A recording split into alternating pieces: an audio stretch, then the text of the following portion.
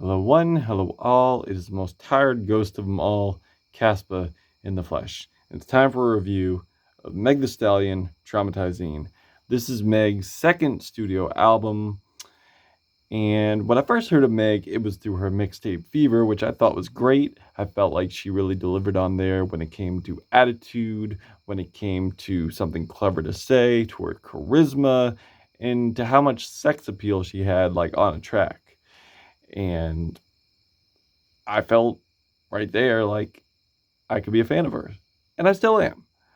Only issue is from the project she's been dropping, she's been making a lot of mistakes in terms of letting some weak features on there, letting some production on there that leaves a lot to be desired, or singing on a track which doesn't really go well, at least not for me.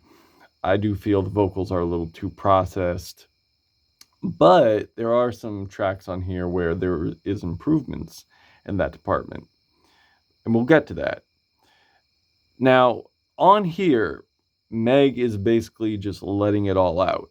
She is just firing on all cylinders on the naysayers, on people who have like antagonizing things to say about her, saying that she's lying about being shot by Tory Lanez. But if you look at the evidence of that, and with the steaming pile of toxic trash that Daystar was, and all the other shenanigans he's done, the evidence really points to guilty, in my honest opinion. And on here, she is just going all out on past partners. She's going out at people who are hating on her across the internet, in these blogs, saying she's going to sue them if they keep on putting out fraudulent shit about her. And addressing important issues too, such as like her mental health, again, the rumors, empowerment, and coping with the loss of her mother, the unfortunate loss of her mother. And she's just killing it here when it comes to the lyrics. Like, she is just dropping like some cold-blooded shit like across this thing. But again, the Achilles heel, I would say, is the features. A lot of the features on here bring her down. I'm sorry. They don't really match up to Meg's greatness, if I'm being honest. From Pooh Shiesty to Key Glock. I will say that the Rico Nasty feature could have gone well, but unfortunately, the production's kind of cheesy. Like, the screams sound so tacked on, the beat just sounds so Halloweeny. Like, it sounds like it's trying to go for horrorcore, but it just comes off really cheap. And it's just a nightmare, and not in the way they intended to. Now, that's not to say there aren't highlights on here. There definitely are. I feel like there's some bedroom bangers on here, such as Red Wine. Very sexy, very elegant. Really adds like a nice essence to it.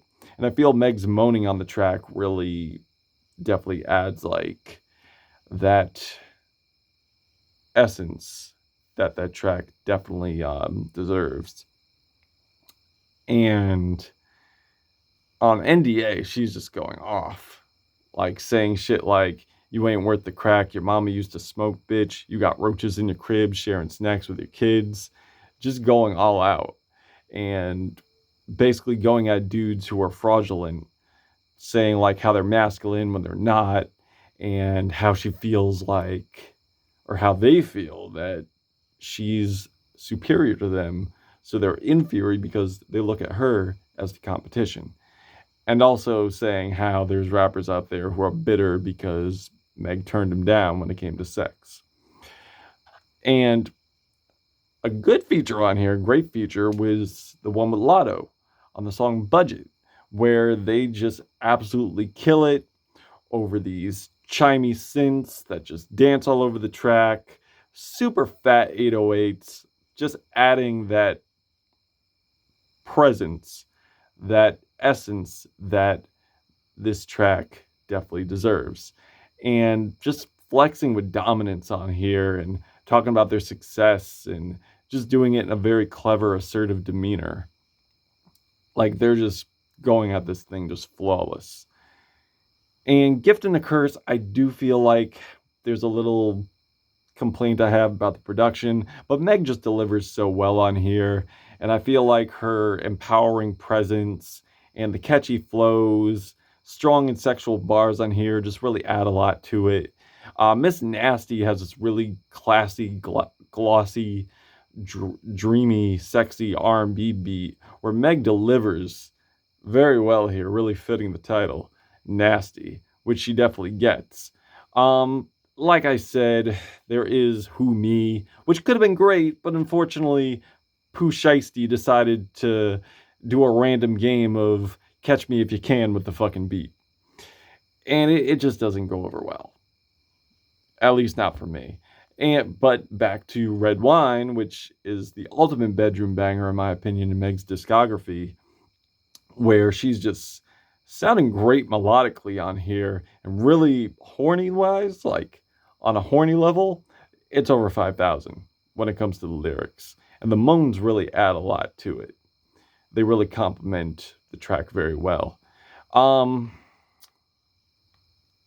Now, after this, like I said, the track list does take a bit of a nosedive, unfortunately. But I do love the track with Janae Aiko on here. Consistency. I feel Meg's rapped vocals and Janae's melodies really coalesce well over this track. And the hook is on point.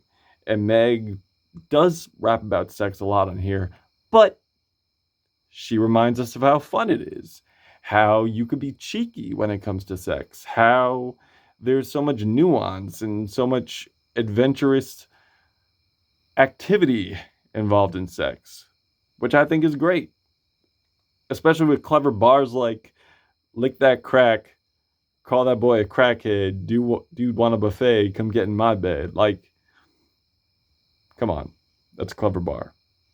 And she's pretty consistent when it comes to that over this track list, for sure.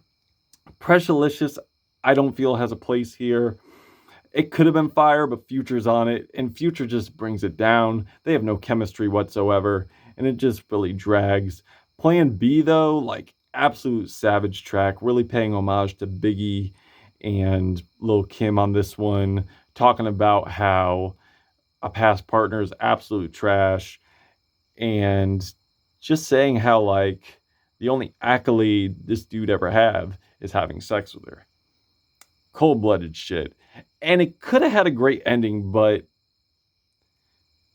they had to do a Dua Lipa feature on here. I got nothing against Dua Lipa, but Dua Lipa and Meg just don't sound like impactful as I wanted them to. It sounds very bland, very middle of the road. But aside from that, I thought this was a decent album. I would give it a 3.5 out of 5 hearts. Not a bad album, but not a great album. What did you think of it? Are you fucking with it? Are you not fucking with it? Let me know in the track list. Caspa, Meg the Stallion. Till we meet again.